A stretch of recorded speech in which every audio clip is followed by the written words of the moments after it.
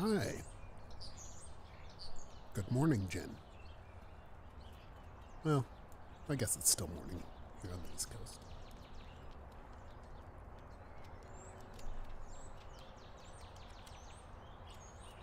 It's a beautiful day here.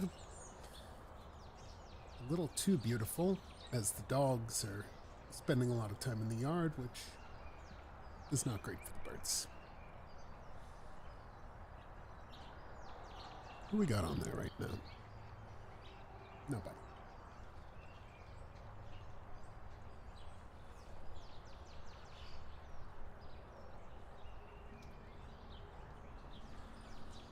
Well, I meant to get started earlier, but nobody was showing up. But now we've got a house finch hanging out on the green feeder. Looks like we had a white-breasted nuthatch coming and going.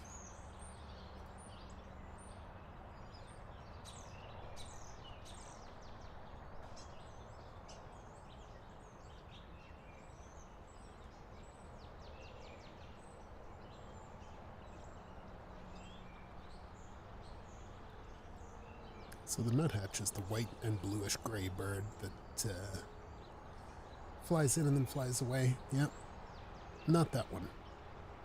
That was the Carolina chickadee, but he flies in. Oh yeah, look at the camera shake as the dog runs around on the deck. Perfect.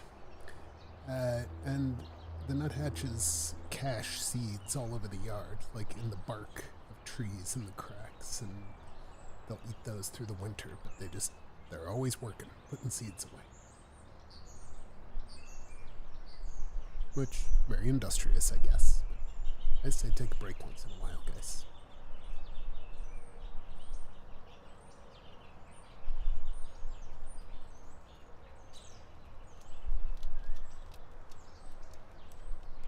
Camera shake and clicking from Andy's paws, but, I mean, I can't begrudge the dog wanting to lay out in the sun. It's just too nice a day to shut him down.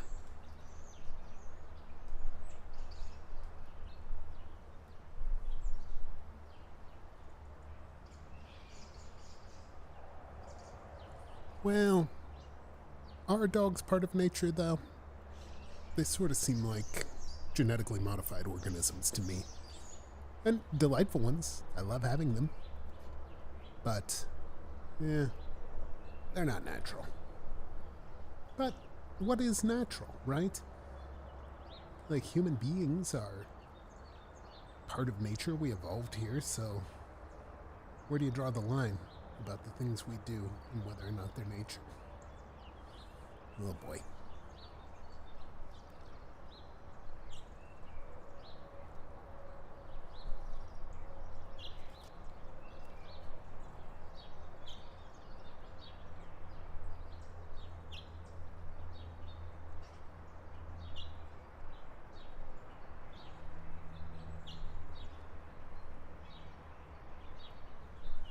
Hi. So far we've got a few birds.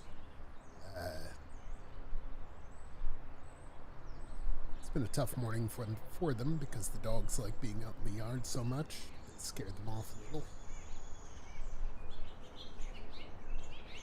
little. Here's the white-breasted nuthatch taking some suet pellets. Oh, he's hungry.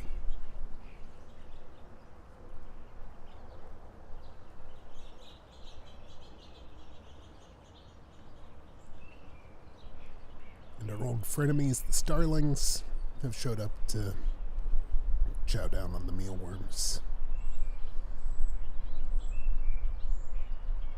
They're so pretty with those spots, and they're not even in their brightest plumage yet. This is their worn plumage from last year. Boy, when they've got a fresh coat of feathers on them, they are a amazing looking animal.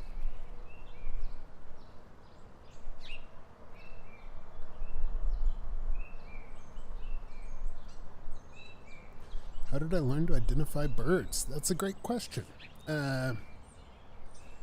Well, when I moved to this house, I got really interested in the surprising things that came to the yard, like the different varieties of woodpeckers and stuff, and I would sit and watch and see things, birds that I didn't know what they were. I thought I knew a little about birds, but I only knew like the basic ones that you see in this area.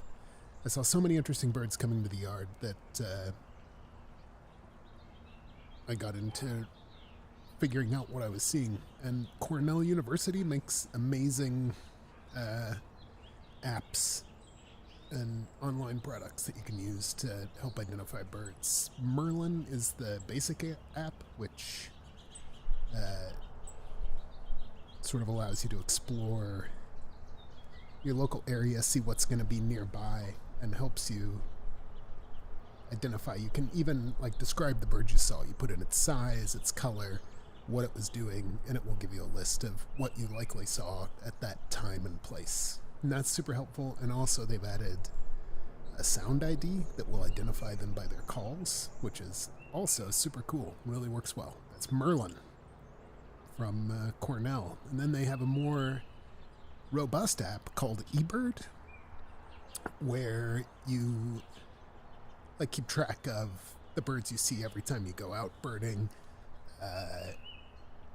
and keeps track of your life list, and you can see like how many birds you had this month last year, how many you've seen so far this month, etc. And the data is really interesting and granular and a lot of fun if you're a data nerd. eBird also, like Cornell has this great ornithology lab, and it's one of the best ornithology programs in the world. And all that eBird data that bird watchers collect while they're out recording their lists is accessible to ornithologists who use it to help birds and learn about birds and conserve habitats. Oh, look at that blue bird with the mealworm. It's all worth it. It's all worth it when he shows up. Anyway, eBird and Merlin are awesome and a lot of fun, and will teach you the hobby of birding if you're once you're over 40. That's when it's going to kick in. I chose in my 40s. You know, Midwestern men have limited choices for what personality to adopt, and it's either going to be like the bourbon scotch route or the smoked meats route or birding. And I chose birds. Or TB. Yes, I do know a middle-aged man who gets real into TB.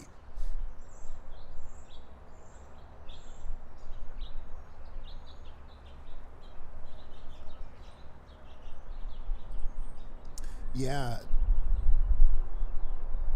that's cool. You had a friend in college who studied ornithology and could ID the birds by song. I am terrible at it. I get a little better, and like the really obvious ones I know, but a lot of them I can't tell apart. Especially the LBJs, which is birding lingo for little brown jobbies, because there are many of the size of the house finch that we're seeing on the feeder right now, and the finches and sparrows can get a little repetitive. Sound-wise and looks-wise, can be hard to tell them apart.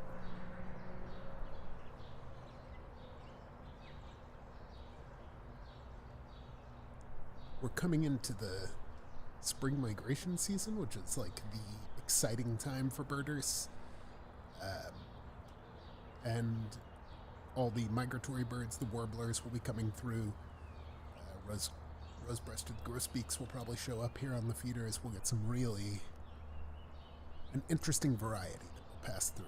And for the first several years, I was birding like I was hopeless with the warblers and could not tell them apart. But, you know, you just learn over time. And I think it's especially appealing to people who have good pattern recognition and can see those markings and the ways the birds move, and have one of those brains that just kind of categorizes and separates those things. Also, the thing I say about birding is the more you look, the more you see. It's like anything else. The more time you spend doing it, the clearer the differences between the birds will be to you.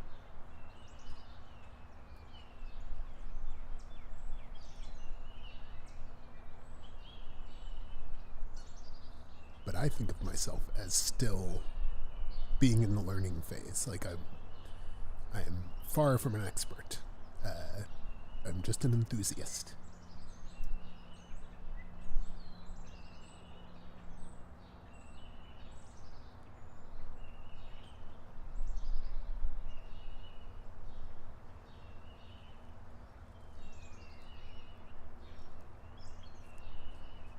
Now, my friend Mark, who used to work at Complexly, his sister-in-law is an actual ornithologist, which is really cool.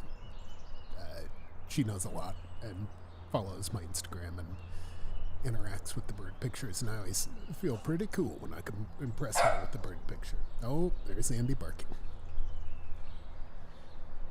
But anyway, Mark's ornithologist's sister-in-law arranged for him to take a cruise on a fishing boat in Maine that went out to a island that was only inhabited by puffins, and he got some amazing pictures of them. Oh yes. The bravest members of the House Finch family are here. The meanest starling. Yes, I would love to go to the Puffin Island someday. I'm gonna make my way out to Maine and force my way into Mark's connections so he can get me out to the Puffin Island.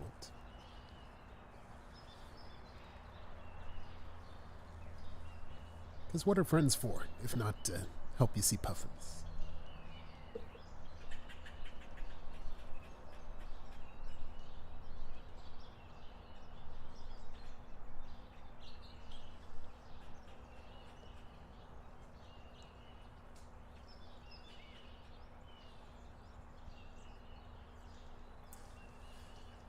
Yeah, Mark is also a birder. At some point, maybe I'll have him join one of these live streams and we can talk about birding.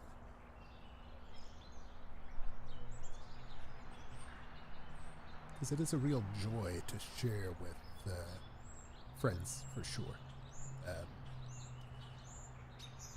We try to go on a bird trip every year. Me and a couple buddies. The Bird Bros, we call ourselves.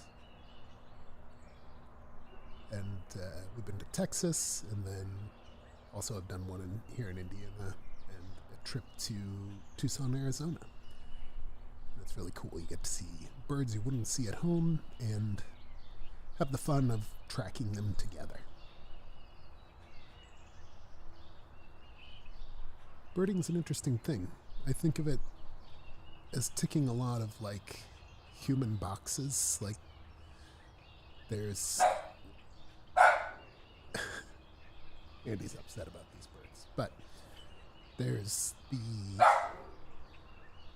aspect of it that's like hunting almost. You're out in nature tracking an animal and trying to find it, but it's like hunting without having to kill anything, which I like. There's also the collecting aspect, like you're making a list of birds that you've seen, and it's got a little bit of a Pokemon Go vibe, especially with those birding apps that I talked about. Yeah, gotta catch them all.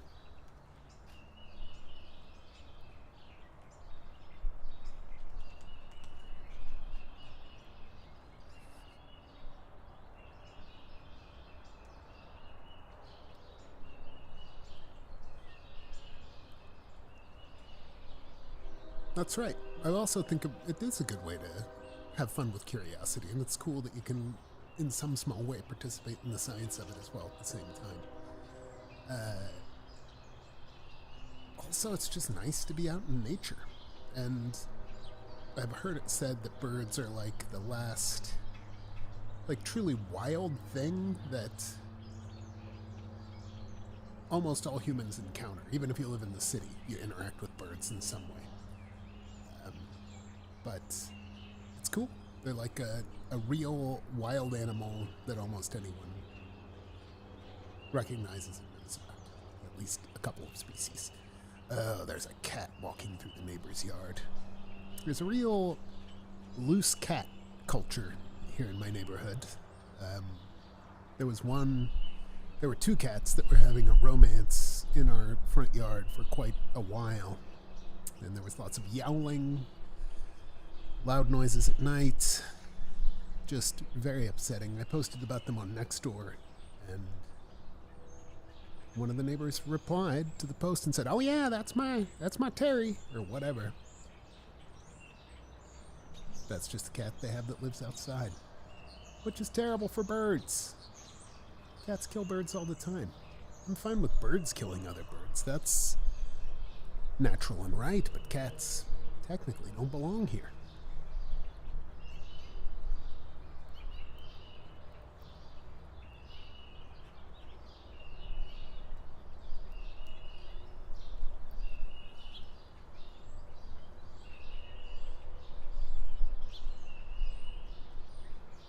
I think, yeah, I agree. Cats should be indoors or wearing a bell. At least have the common decency to put a bell on your cat.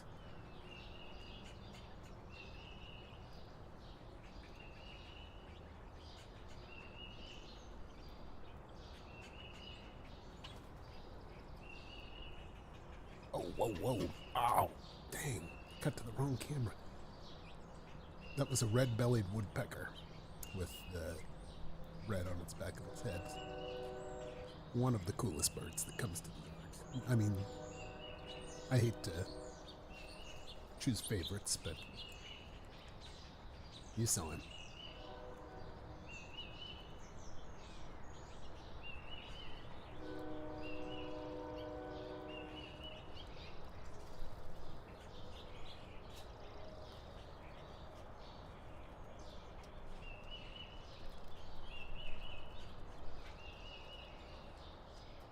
There he is again. And that, actually, I believe that's a female. Which you can tell because the red on the top of the head, if it comes all the way down and touches the beak, it's a male.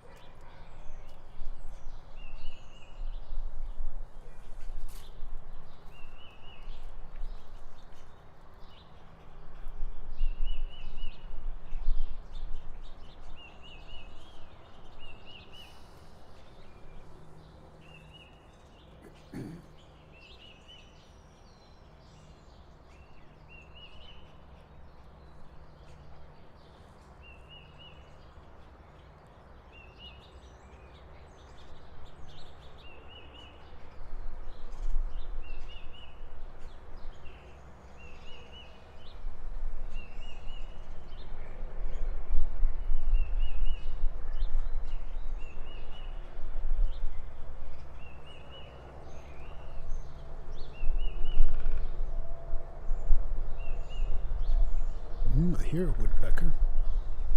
I'm guessing that's a red-bellied or a downy woodpecker based on the sound. If it were a pileated woodpecker, I think it would be a lot deeper sounding.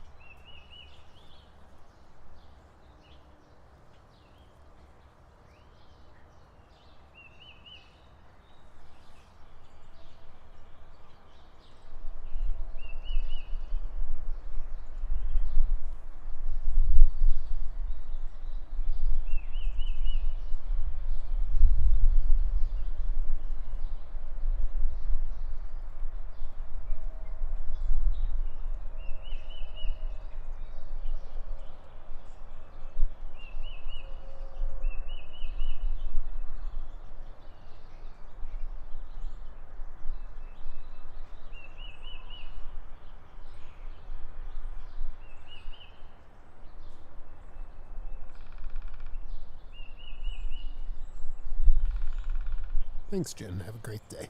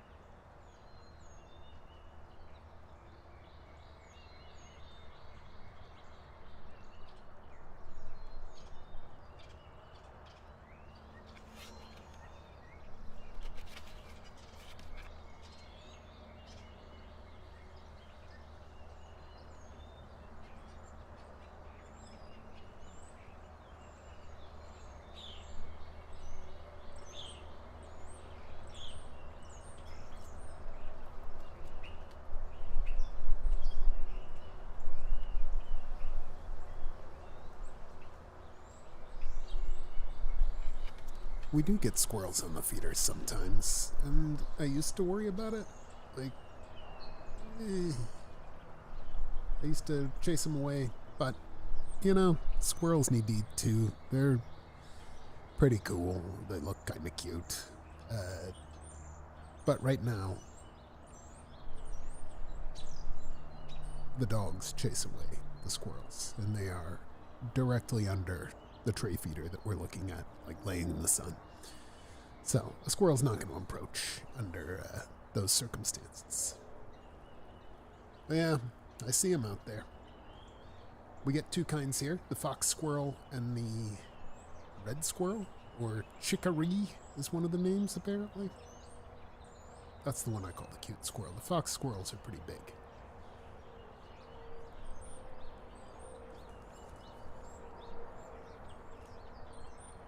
But yeah, I imagine we'll have a squirrel on the stream sometime.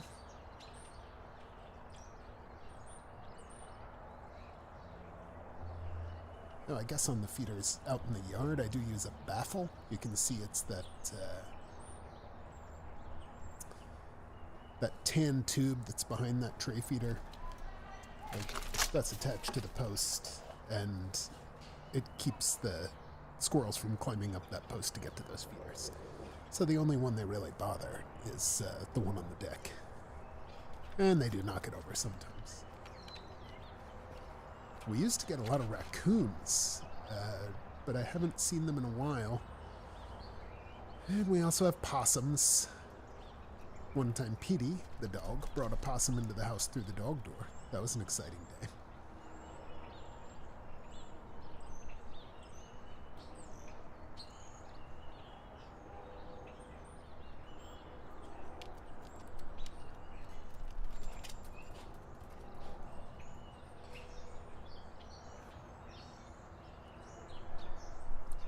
Now, if we listen closely, I think we'll occasionally be able to hear my neighbor yelling at her dogs as her dogs bark at Andy.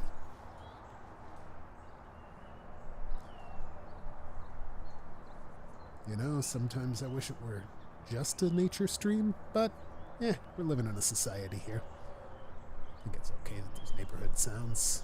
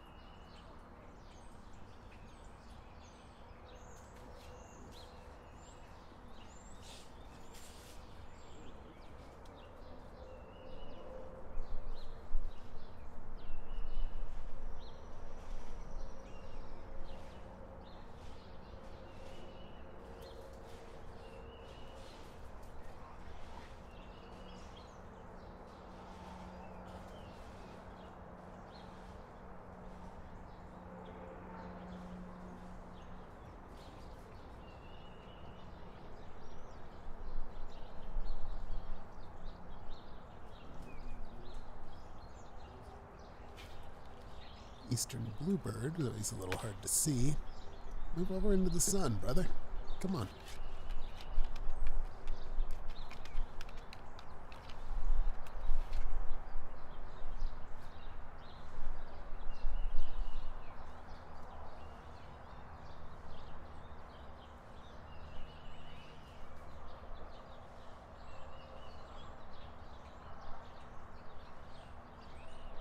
Oh yeah, settling into chow down.